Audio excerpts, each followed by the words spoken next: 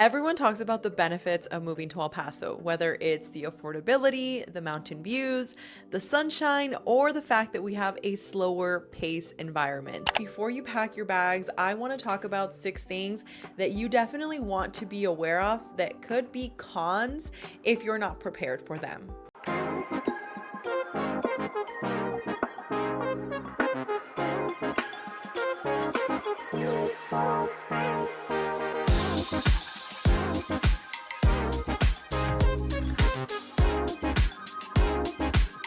Everyone talks about the benefits of moving to El Paso, whether it's the affordability, the mountain views, the sunshine, or the fact that we have a slower pace environment.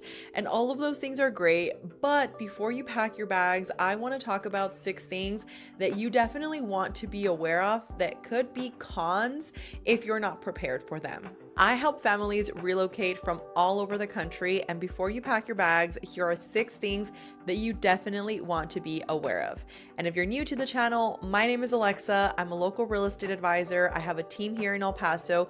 I'm also an investor, and my goal with these videos is to educate you, the good, the bad, and the ugly, for you to make a decision whether El Paso is a place that you want to live in or not. The first con is the fact that yes, although the sunshine is amazing, it's only amazing for some until it hits double digits. And yes, I am talking about 105, 110. That was something that a lot of people are just not prepared for. And I personally, I think I've shared this in other videos that I've made, but there's this book by 𝐓𝐢𝐦𝐞𝐬𝐭𝐚𝐦𝐩𝐬, and he talks about how whenever he goes outside, he tries to find like gratitude and everything. So I've really adopted that. And whenever I go outside, he says like, if it's really hot, he says like, oh, it's just like a warm blanket. I love it. I have stolen that, and it has really helped me. So if you're moving down here, regardless of what I say, go ahead and steal that from me because it really has helped.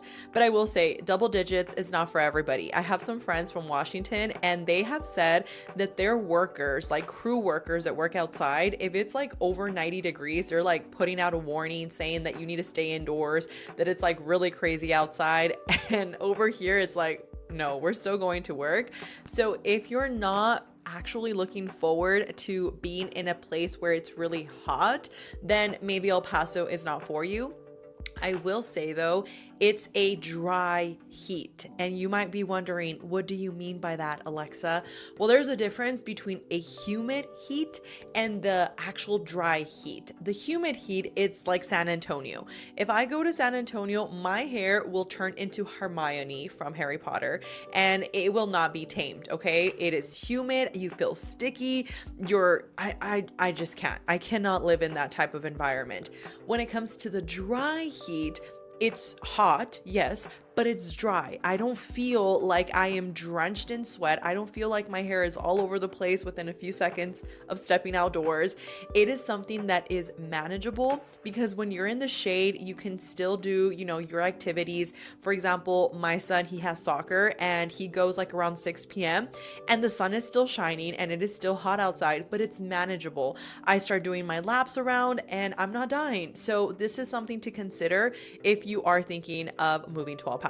Number 2 is that El Paso is not just a Texas city, it's a border city. And this could be a con for some of you because maybe you feel concerned about the fact that you're so close to Mexico. I will say, as a Hispanic myself, I'm a Latina, I have never had any issues with that situation in particular. I love going to Juarez. I love going and getting my nails done, which they look fantastic. And I spent a fraction of what I would have spent here.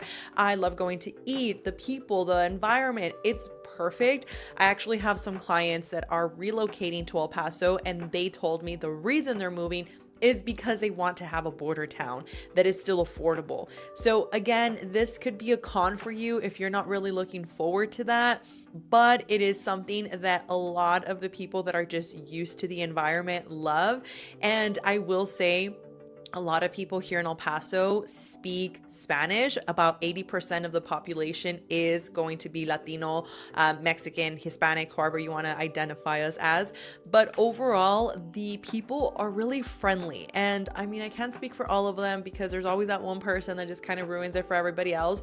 But for the most part, like you can be outside walking and like they'll like say hi, or if you make eye contact, because I know some people are just like really weird and they don't like to make eye contact. That's just something different. But for the most part, people are really friendly. And I saw in another video a comment of a person that was saying that she hasn't really found her tribe down here.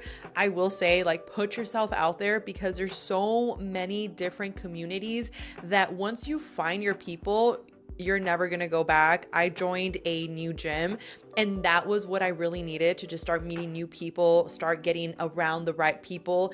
And overall, again, if that is something that maybe you're not really looking forward to, you don't really want to be around people that are speaking Spanish. We speak English, clearly, but that is something for you to consider. Number 3 is, yes, we don't have an income tax, but we do actually have a property tax, which if you're not prepared for it, it could really increase your monthly payment. I'll give you an example. I was running some scenarios yesterday for a client that's qualified in the 300,000s, and just their actual taxes in that property were going to be a little shy of $700 a month.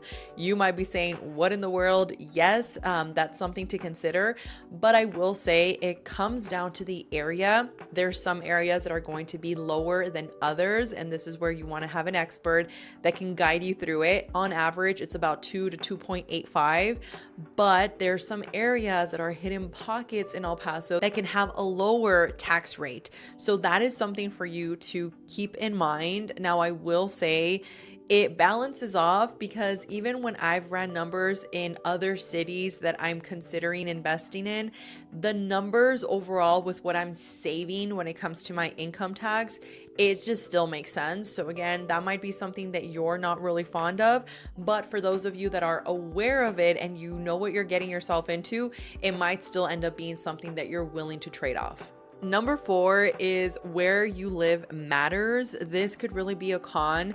If you end up finding a property and you try to do everything on your own without actually having boots on the ground, somebody that's going to guide you, somebody that's going to tell you you should reconsider that decision, it could actually end up being an investment that you hate, and maybe you don't have the funds to sell the property and just buy somewhere else. Like, I've literally had to have client conversations and let them know, hey, the area of the house that you saw is not something that might work for what you need. Now, legally, I cannot steer you in one direction or another. So Trek, if you're watching, I am not steering. So I have to be very clear about that. But I do have the right to give you my opinion. And I do have the right to tell you if you're asking me, like, what do you think? What is the crime rate here? So there's a lot of areas in El Paso that are going to work better for you. If you're military, a lot of areas that are going to work better for you if you are a doctor or if you're in law enforcement. Or maybe you're somebody that works from home. All of these things are definitely going to play a huge factor into your day-to-day activities. And I will say Horizon is very different than living in the Northeast, or the Northeast from living in the Lower Valley or the East Side. So once you actually understand what you're looking for, your agent should be able to guide you so that you don't end up in the wrong area, because that could quickly turn into a con. Number 5 is the fact that if you're used to an environment where you have a ton of greenery everywhere, El Paso is going to take some adjusting because we are a desert after all, okay? And although I will say there's a lot of beautiful parks that actually have grass that you can go and take take your socks off and take your shoes off and go ahead and get some grounding going on. There's other places that you're going to be quickly disappointed by it because it's just really dry. And if you have allergies, we do have dust storms, so I will say that can quickly turn into a con. A lot of people don't keep that in mind, and overall, if you're someone that's coming from a place like Florida and you're used to seeing like all the greenery, you know, the ocean, all those vibes, it's going to take some adjusting. But I will say for my people that still enjoy the desert vibe, we have our trails, we have our Franklin Mountains, we still have areas where we go and do our grounding. And honestly, even in your house, like make sure you take care of your backyard and you can have your own little oasis there so that you still feel like you are in a place that you feel comfortable. Number 6 is the fact that yes, although I mentioned at the beginning of the video that a huge pro for a lot of people is the slower pace, that could also be a con for you. If you're somebody that is used to like New York energy, used to just being out and about, I'm going to tell you El Paso is like more of a family oriented place. So if you're trying to go and get something to eat after like 10, the amount of places that are open is going to be a lot more scarce. And when it comes down to the options we don't have all the options. I will say that right now. Like I really wish and I hope this video ends up in the right hands. But I really want a Cheesecake Factory here in El Paso. Cheesecake Factory, you should really come and open here. We're growing, so I have high hopes for that. But there's a lot of big name restaurants that you might not find in El Paso that when you go somewhere else, you're like super excited to see again. So that could be something that maybe for you, you're not necessarily happy about. For me though, the restaurants that matter and like the new pop-ups that are popping up here and there still make up for it. So I'm not necessarily, you know, sad about that. I still feel like it works, but it is something you want to be mindful of, because if you're somebody that just wants to have like, you know, a crazy time on the weekend, it's not going to be the same energy as if you were living in Austin. Okay, so I do not want to sugarcoat that. But overall, if you're somebody that has family and you're somebody that just wants something more quiet, El Paso is definitely going to hit those boxes for you. And of course, the fact that our commute is a lot easier than, let's say, California. If I look on my map, if I'm going from point A to point B and point B is like 20 minutes away in California, that 20 minutes during the day will turn into 2 hours, like no joke. Here in El Paso, it's not like that. Like the most that we get is like somebody was speeding, they crashed, and now we have to wait there until they clean up the scene or, you know, the crash accident or whatever it is. And then from there, we like go on with our lives.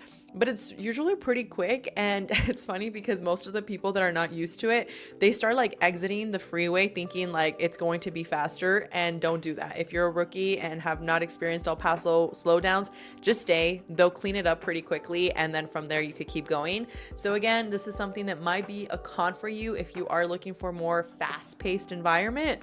But if that is not what you're looking for, this still might end up being a great spot for you. Now, as I've mentioned before, I make these videos to help you make the decision of whether El Paso is right for you or not. And if you are looking to move to El Paso and would like our free relocation guide, go ahead and scan the QR code or click on the link down below. My goal is to help you guys with everything you're going to need to know, from the best school districts to the best restaurants to the best places to check out, neighborhoods. So if that is something you're interested in, go ahead and make sure that you click that link or schedule a Zoom call with me so that I can go over all of your options, understand your needs, and really put together a game plan for you. With that being said, thank you for hanging out with me, and I'll see you on the next one.